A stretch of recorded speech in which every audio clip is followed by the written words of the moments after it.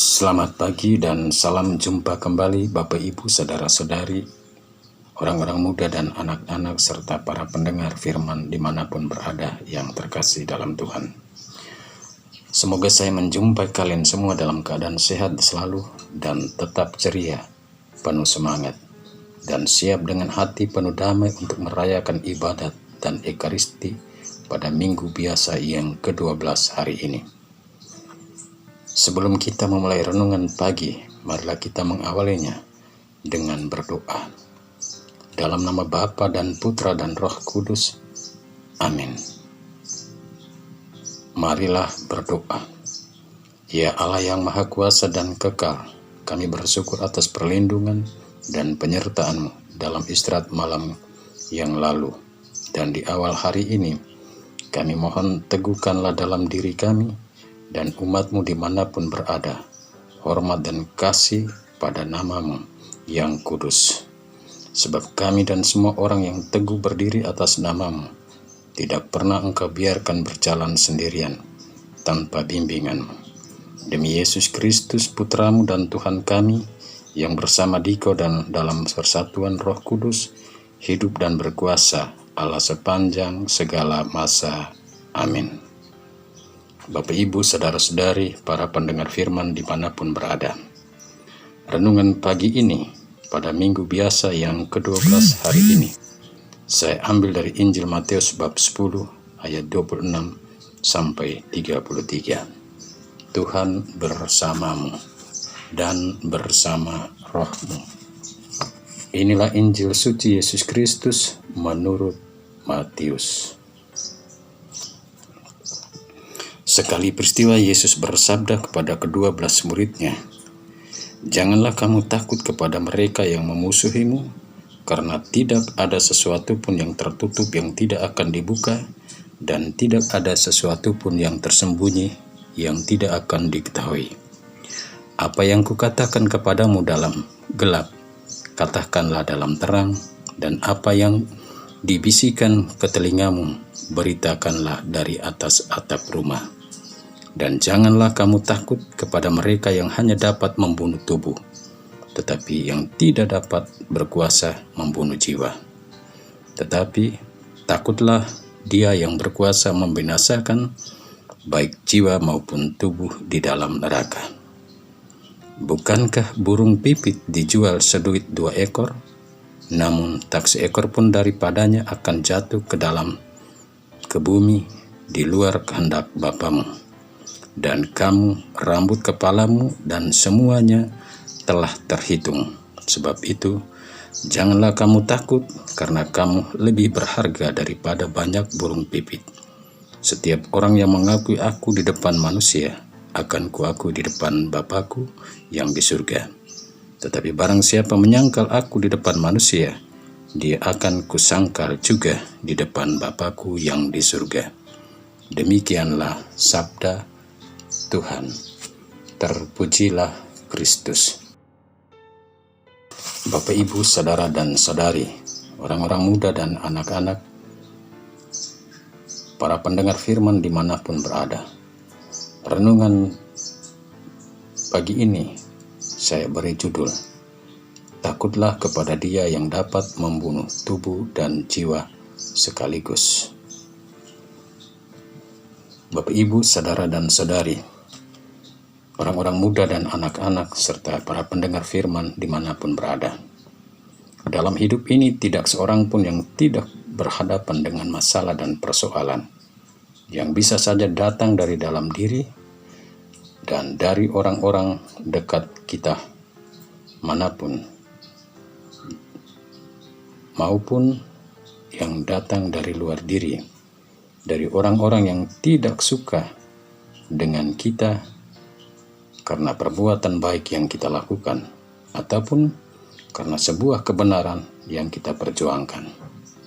Lebih dari itu, kadang kita pun diliputi rasa cemas, takut, dan merasa hidup ini sangat sulit untuk dijalani ketika sedang mengalami dan bahkan ada dalam lingkaran persoalan dan masalah.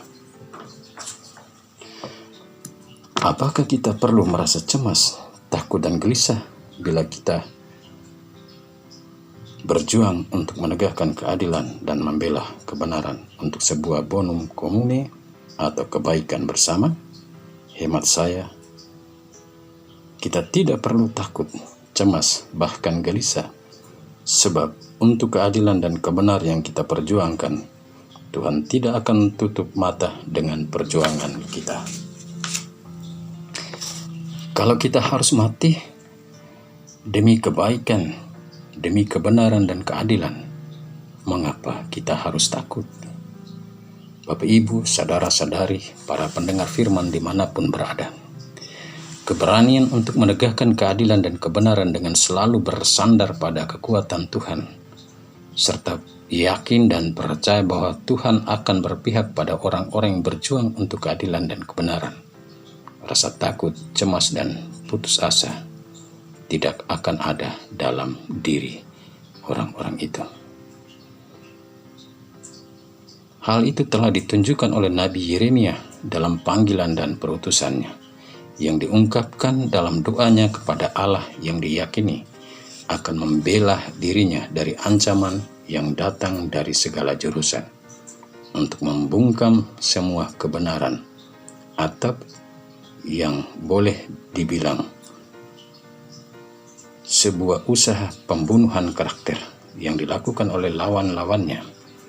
Namun semua tantangan dihadapi dengan berani karena percaya bahwa Allah berpihak kepadanya, yang terungkap dalam kata-katanya, Tuhan menyertai aku seperti pahlawan yang gagah.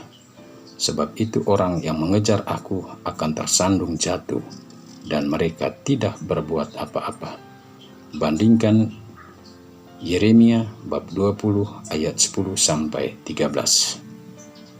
Yeremia pun menyerahkan segala persoalan yang dihadapi dengan berkata, "Ya Tuhan semesta alam, yang menguji batin dan hati, biarlah aku melihat pembalasan-Mu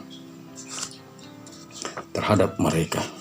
Dan di akhir seruan kenabiannya, ia mengajak kita dan semua yang berjuang menegakkan kebenaran dan keadilan tanpa takut untuk bermada.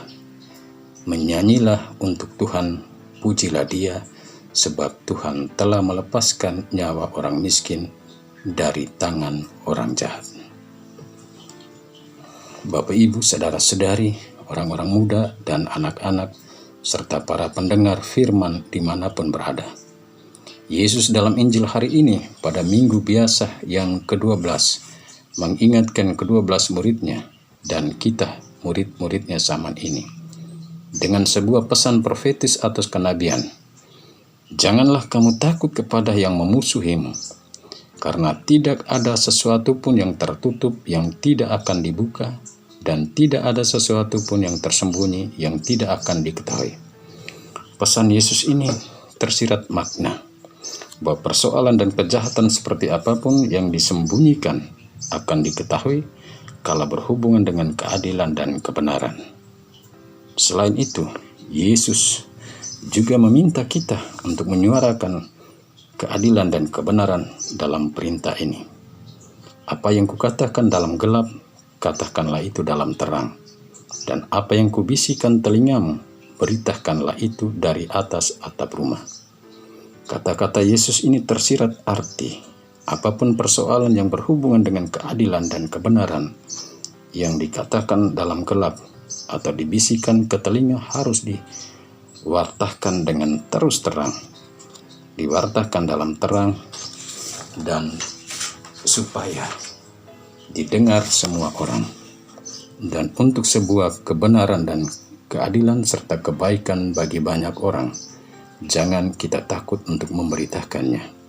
Dan jangan takut terhadap lawan-lawan ketidakadilan dan ketidakbenaran yang hanya mampu membunuh badan.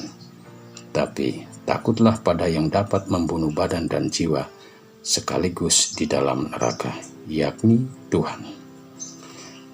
Bapak, Ibu, saudara dan saudari, orang-orang muda dan anak-anak, serta para pendengar firman dimanapun berada.